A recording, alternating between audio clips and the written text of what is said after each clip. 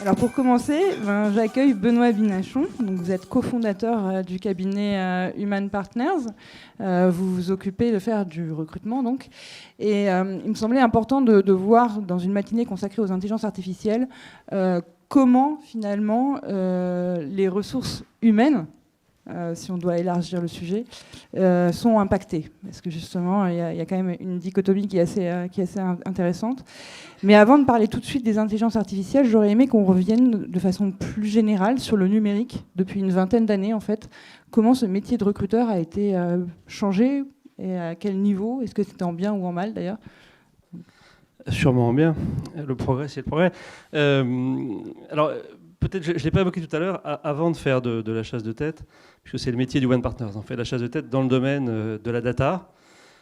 Et avant de faire ça, je faisais de la data tout court. Donc, j'étais fondateur d'une start-up entre 2004 et 2011, qu'on a vendue à Bearing Point, qui s'appelle Hypercube maintenant, et qui faisait déjà de l'IA. Alors on ne disait pas trop IA à l'époque, on disait plutôt... je ne sais plus ce qu'on disait d'ailleurs, tiens. On disait mathématiques ou sciences, ça s'appelait business efficience, voilà, c'était plutôt ça. Et avant ça, j'ai fait du recrutement. Donc effectivement, j'ai pu voir une évolution entre 97 et aujourd'hui des méthodes. Le numérique, alors les gens qui se sont au fur et à mesure, ce qui est mon cas, adaptés, ne voient pas le changement au quotidien, au sens où il faut se pencher sur le passé pour s'en rendre compte finalement. Comme dans tous les métiers, les gens se sont dit Internet va tuer notre métier, LinkedIn va tuer notre métier. Bon, en fait, rien ne change. Comme on dit souvent, tout change et rien ne change. Il faut simplement s'adapter à ces méthodes-là. Alors, ce qu'on peut peut-être souligner, c'est le changement que cela apporte pour les candidats. C'est peut-être de ce point de vue-là qu'on peut regarder aussi les choses. Enfin, je sais pas si c'est... Oui, c'est un peu... on peut regarder les deux points. Du point de vue des candidats, les choses changent un petit peu quand même. C'est que cette espèce de traçabilité numérique implique, comme dans d'autres sujets d'ailleurs, mais une transparence ou une capacité à communiquer, à soigner son image qui doit être beaucoup plus soignée que précédemment. Alors, j'ai pas connu le monde sans ordinateur et je suis pas assez vieux pour ça quand même, mais c'est sûr. Mais c'est sûr que je pense qu'à une époque, à 10 ans d'écart, on pouvait présenter des CV assez différents. Aujourd'hui, ça devient assez compliqué parce qu'il y a cette traçabilité. Avant même qu'il y ait d'ailleurs LinkedIn, il y avait cette traçabilité qui date quand même de fin des années 90, parce que la reconnaissance de CV, l'automatisation du rangement du CV dans une base de données par lecture automatique d'un PDF ou autre, ça existe depuis des années. J'ai connu ça dans les années 98-99. Et donc, on pouvait matcher assez rapidement le vieux CV et le nouveau. Donc déjà, à ce moment-là, ça a changé beaucoup les choses. Aujourd'hui, LinkedIn change encore plus, évidemment, enfin LinkedIn, parce que c'est l'outil numéro 1 de présentation de son CV, finalement, sur Internet, qui peut être analysé de façon assez puissante aujourd'hui. Et c'est vrai que pour le candidat, c'est une manière de communiquer qui est beaucoup plus normée, et il ne connaît pas encore vraiment l'envers du décor, parce qu'il n'est pas encore très développé d'ailleurs, mais cette analyse, il y a beaucoup de startups qui poussent là-dedans, on en parlera peut-être, cette analyse de son CV par LinkedIn est complètement différente et peut s'automatiser de façon très importante avec l'intelligence artificielle précisément. Et voilà, justement, parce qu'on le sait, l'intelligence artificielle est déjà dans le recrutement. C'est quand même quelque chose qui existe déjà. On peut avoir des craintes. Concernant cela, justement, j'ai vu une interview il n'y a pas longtemps de Jean-Claude Legrand, qui est donc le directeur du développement international des ressources humaines chez L'Oréal. C'est maintenant même le DRH de L'Oréal, groupe. D'accord. Il a pris du galon. Et lui, il parlait de la façon dont les intelligences artificielles étaient en test dans le recrutement chez L'Oréal, notamment en Chine. Et il montrait un exemple que je trouvais finalement était un contre-exemple dans l'imaginaire qu'on peut avoir quand on ne travaille pas là-dedans. Et il disait, en fait, nous, on a une avocate qui n'y connaissait rien, qui a été recrutée sur du e-commerce et qui explose tous les scores. Parce que c'est vrai que quand on imagine la façon dont les IA peuvent accompagner les recruteurs, on a peur d'une chose, on a peur que finalement on soit de plus en plus catégorisé. Et du coup, non, pas forcément. Alors, ça peut être ça ou exactement le contraire, mais je pense que ce sera plutôt exactement le contraire parce qu'on fera un bon usage de l'IA, comme on le fait dans d'autres domaines, dans les ressources humaines. Il faut quand même savoir que l'humain, dans son approche des ressources humaines, est fabricant de clones, de stéréotypes, et recruter un homme blanc de moins de 35 ans qui a fait Polytechnique, c'est garantir une réussite. Bon. Et en fait, à force de le dire, ça finit par arriver, effectivement, et ça finit aussi par faire que des entreprises réussissent pas si bien que ça, quoi. Donc, je pense que l'homme est pas très performant dans sa façon de recruter de façon générale. Donc, on peut espérer de la machine, si elle est bien programmée, c'est toujours pareil, qu'elle soit efficace. Alors, pourquoi elle peut être plus efficace ? Dans un processus de recrutement, même s'il est assez intelligemment conduit, ce qui est assez rare en France parce qu'on n'est pas très bon là-dessus, mais il y a des méthodes américaines qui existent depuis longtemps, qui sont quand même un peu plus sophistiquées, qui amènent un peu à ce genre de conclusion. Quand on conduit un processus de recrutement, l'intuition impacte fortement les choix, et l'intuition, c'est un mélange de culture, de personnes, enfin de choix personnels. Bon. Et finalement, on reproduit des clones. L'IA va permettre, et c'est sans doute l'illustration de l'exemple là, l'IA permet de détecter des configurations en fait, avec une granulométrie qui peut être très fine. C'est d'ailleurs une approche qu'on utilise nous, de façon assez manuelle, hein, pour être humble. Des configurations qui peuvent être très fines, des patterns finalement de réussite. Et quelqu'un, si on s'intéresse au bon driver de la réussite, quelqu'un qui effectivement n'est pas dans les canons qu'on imagine, parce qu'on les a fabriqués culturellement, peut parfaitement réussir. Et ça, on ne peut pas le détecter à l'œil nu. Aujourd'hui, l'humain ne le détecte pas. En revanche, la machine peut le détecter. Si vous prenez un historique, alors elle peut le détecter à partir de choses qui sont déjà arrivées, parce que c'est toujours aussi la limite de l'IA, c'est qu'elle a besoin de se nourrir de choses qui sont déjà arrivées. Mais des choses qui sont déjà arrivées, mais de rares fois, et qu'à l'œil humain, on n'arrive pas à comprendre, en fait. Hein, pourquoi lui, qui n'est pas diplômé, qui a tout un tas de caractéristiques qui sont complètement contraires à nos intuitions quant aux facteurs de réussite, pourquoi lui réussit particulièrement bien, ça ne se détecte pas à l'œil, mais s'il a quelques semblables qui ont réussi pour des mêmes causes communes, qui sont des causes assez cachées, la machine va le détecter et va donc aller chercher ces pépites invisibles et va essayer de les faire pousser, les dupliquer. Donc identifier des forts potentiels en oubliant le côté polytechnique, jeune, mâle, blanc, pour faire une caricature quand même, au contraire, allant chercher des caractéristiques secondaires, cachées, mais qui sont effectivement prédictives de la réussite, c'est un progrès énorme que les ressources humaines peuvent faire pour le recrutement, mais aussi pour l'évolution de carrière, pour des choix de parcours, pour des choix de plans de succession, etc. Donc en fait, ce serait un des exemples où l'intelligence artificielle permettrait de contrer des biais qui sont humains. Exactement. Donc c'est vraiment par rapport à ce qu'on disait tout à l'heure. Il reste toujours un bout de biais, parce que le biais, ça va être réussir. Il faut quand même avoir une sorte d'output. Qu'est-ce que c'est que réussir ? Si on veut détecter, par exemple, des forts potentiels qui ont 26 ans, qui viennent de commencer à travailler, il faut quand même définir ce que c'est qu'un potentiel révélé. Donc le biais, c'est réussir. Réussir, c'est quoi ? C'est rentrer au COMEX dans moins de 10 ans. Il y a un biais, c'est vrai. Alors que c'est peut-être un critère de bonheur qu'il faudrait prendre, ou un critère d'épanouissement. On peut le prendre aussi, d'ailleurs. Hein. Donc il y a toujours un biais, mais on en élimine énormément en prenant en compte le maximum d'informations, de paramètres possibles, finalement, pour arriver à détecter ces fameuses patterns qui peuvent être prédictifs d'une réussite qui n'est pas visible à l'œil nu, enfin ces patterns n'étant pas visibles à l'œil nu. Et est-ce que du coup, il y aurait un risque que les recruteurs ou les ressources humaines s'appuient beaucoup trop sur les intelligences artificielles et qu'on ait des problèmes d'éthique peut-être, en fait, parce qu'au bout d'un moment, il y a humain dans les ressources humaines, et comment est-ce qu'on permettrait d'interagir, et comment est-ce que finalement, est-ce que le recruteur ferait pas trop confiance à la machine, n'aurait pas peur de se tenir un peu à ses instincts ou à ses sentiments ? Alors, il y a évidemment la partie sombre maintenant qu'on va aborder. On aurait peut-être dû faire le contraire pour finir sur du positif. Mais il y a deux choses. D'abord, comme dans tout système nourri par l'IA, il ne faut pas oublier que l'IA n'est pas très créative et donc qu'elle va chercher dans un espace mathématique fermé des choses qui se sont déjà produites. Quand elles se sont produites rarement et pour des raisons complexes, l'IA est forte pour les détecter, alors que l'humain est plutôt très faible. Mais l'humain est très fort pour inventer des nouvelles situations, pour agrandir cet espace d'apprentissage des algorithmes. Et pour agrandir cet espace, il faut introduire soit de l'aléatoire. Bon, donc on met n'importe qui à la tête d'une société, puis on voit si ça marche ou si ça ne marche pas. C'est une caricature, mais introduire l'aléatoire ou faire confiance un peu à l'intuition et à la créativité humaine qui va effectivement... Alors je ne sais pas si c'est de l'intuition ou si c'est de l'intelligence supérieure de certains RH ou de certains managers qui ont cette capacité à corréler beaucoup d'informations et à trouver ces patterns un peu invisibles, mais en tout cas introduire de la variabilité pour pouvoir générer des nouvelles configurations. Mais c'est vrai aussi dans la production d'acier, c'est vrai aussi dans le médical. il faut introduire la variabilité pour que les algorithmes puissent trouver des nouvelles choses. Donc il ne faut pas se passer de ça. Donc de l'humain, finalement, qui va, lui, introduire une variabilité un peu plus contrôlée quand même, pour ne pas faire n'importe quoi. Deuxième point absolument fondamental, c'est que l'IA peut tout, mais c'est ce qu'on évoquait tout à l'heure, mais si on lui donne à manger n'importe quoi, c'est une catastrophe.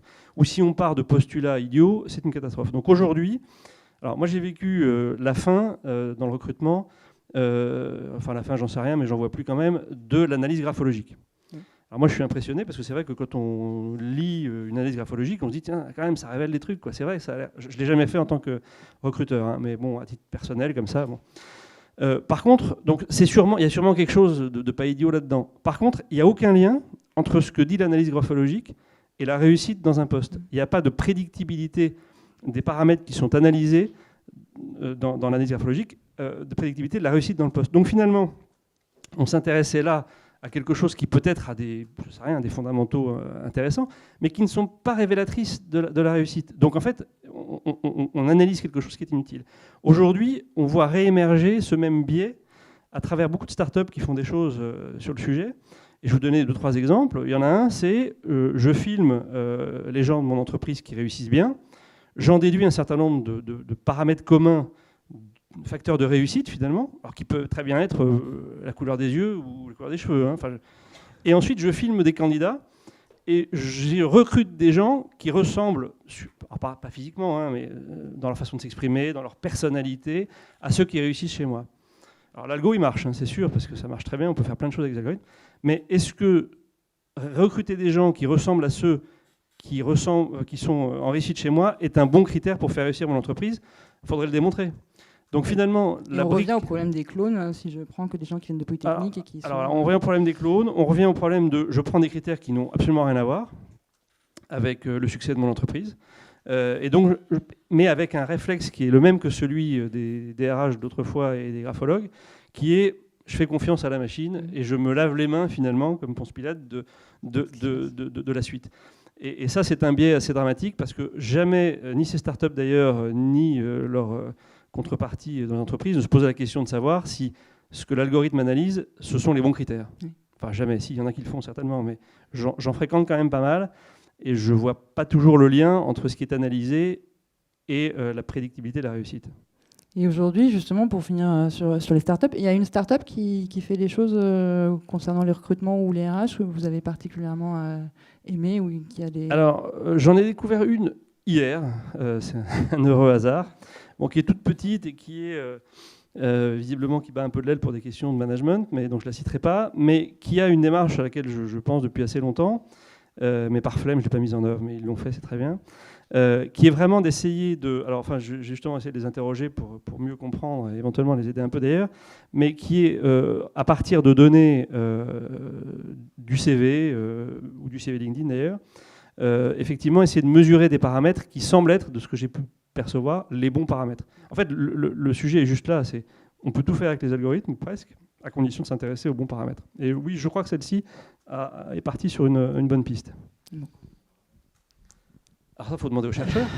Mais des études que j'ai pu conduire comme fondement de mon cabinet, en l'occurrence, les bons paramètres, il y a évidemment une dimension technique qui contribue assez peu à la réussite au final, mais qui dans la vraie vie contribue quand même pas mal à l'onboarding finalement et à la rapidité de la réussite, parce qu'on a une contrainte économique qui fait que prendre un directeur financier pour faire un directeur d'usine, c'est possible, s'il a les bons autres paramètres, mais ça va être plus long. Donc il y a cette partie-là. Et puis, ce que les chercheurs américains ont démontré depuis assez longtemps, et c'est pour ça que je dis qu'ils ont un temps d'avance sur nous en Europe en tout cas, et surtout en France, c'est les compétences de leadership. Alors le terme est traduisible de façon, c'est ce qu'on peut appeler aussi des soft skills ou les compétences comportementales, mais il n'y a pas de traduction très très efficace. Il y a des référentiels de ces compétences-là qui sont plus ou moins nombreux. Les plus grands font à peu près 70 compétences. Et c'est la créativité, donc ça n'a pas forcément cette notion de leadership. Enfin, je prends des exemples, hein. Je ne vais pas citer les 70. C'est la capacité à interagir avec des dirigeants. C'est la capacité à décider. Bon, c'est un certain nombre de compétences de cette nature-là qui sont relativement soft, mais qui sont beaucoup plus prédictives de la réussite, évidemment, que la pure technique, parce que vous prenez quelqu'un qui connaît parfaitement tel sujet, s'il ne sait pas interagir, s'il ne sait pas convaincre, il ne réussira pas, on le sait très bien. Donc on revient en fait finalement à les bons éléments, c'est une balance entre le savoir et le savoir-être. Bah oui, on revient à ça, sauf qu'il faut essayer de le formuler très très précisément pour arriver à faire travailler des algorithmes là-dessus. Et c'est ça qui manque aujourd'hui en fait. C'est revenir à ces fondamentaux que les Américains et les Canadiens en particulier ont mis en valeur depuis pas loin de 50 ans maintenant, donc c'est quand même assez bien fait. Et arriver à les mesurer, à les distinguer, à les mesurer et à les prédire finalement à travers des éléments qui sont captables sur un CV ou à travers un entretien ou sur un profil LinkedIn. Ce qui m'inquiète un peu, ce qui m'inquiète, parce que j'aimerais bien moi mettre beaucoup plus d'IA dans mon processus de travail, c'est que Microsoft, qui a beaucoup d'argent et qui a quand même LinkedIn, pour l'instant ne propose pas de solution d'IA pertinente, voire pas du tout, pour aider à ça. Donc peut-être qu'il n'y a pas de signal dans les données des profils LinkedIn. Et là, il n'y aura pas d'IA. Merci. Est-ce qu'il y a des questions? Oui. Alors, je vais...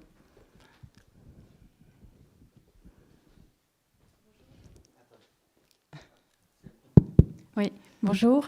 Muriel Rosset. Dans mes activités, je fais aussi des bilans de compétences et il y a des choses qui m'ont intéressée dans ce que vous avez dit sur la part humaine et des intelligences artificielles, notamment quand vous avez parlé de la graphologie. Parce que l'autre jour, j'ai rencontré une graphologue qui m'a dit, voilà le travail que j'ai eu à faire.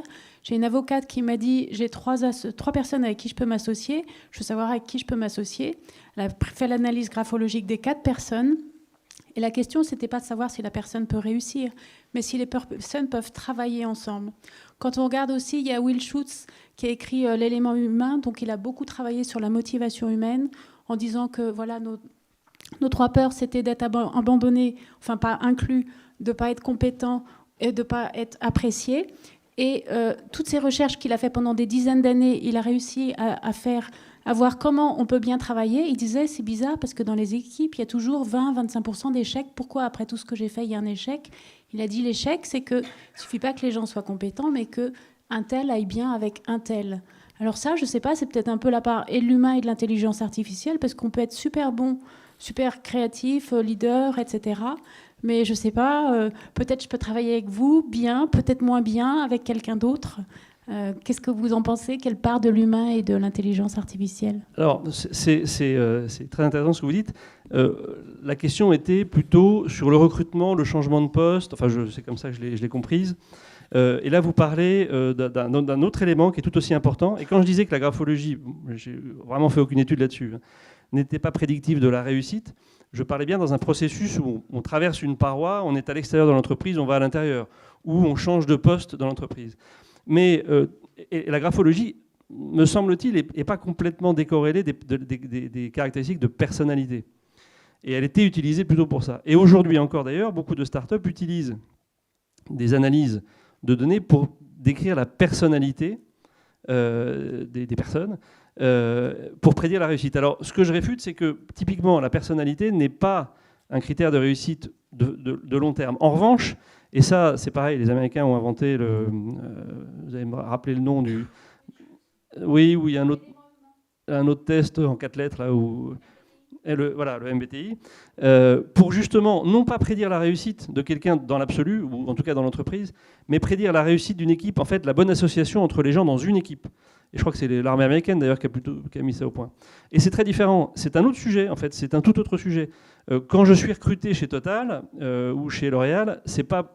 On ne teste pas ma capacité à m'intégrer dans l'équipe dans laquelle je suis recruté pour l'année prochaine. Oui, mais en même temps, on est recruté chez L'Oréal pour y passer, pour changer d'équipe, pour changer de poste, pour évoluer. Donc en fait, on peut faire le test une fois qu'on est recruté. D'ailleurs, le MBTI, vous noterez, est interdit, entre guillemets, dans un processus de recrutement.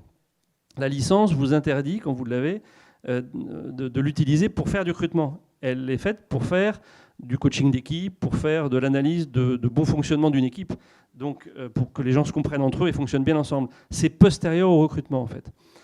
Donc c'est 2 sujets vraiment différents, c'est important de noter. Alors après, l'IA dans ce sujet-là, qui est un autre sujet, je me suis moins penché sur la question, mais il est évident que de la même façon, si on s'intéresse aux bons critères, on saura faire à l'IA, enfin il est évident, non il n'est pas évident, mais enfin il faut essayer, on saura faire à l'IA des choses que l'humain fait aujourd'hui avec peut-être plus de précision.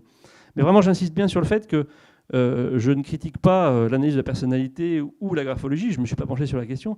Je critique simplement le fait qu'il faut se poser les bonnes questions pour répondre pour avoir la bonne réponse. Et ces sujets qui sont les vôtres aujourd'hui sont beaucoup moins des sujets de recrutement que des sujets de bon fonctionnement d'une équipe. Et c'est très différent. Et l'IA s'y appliquera certainement aussi.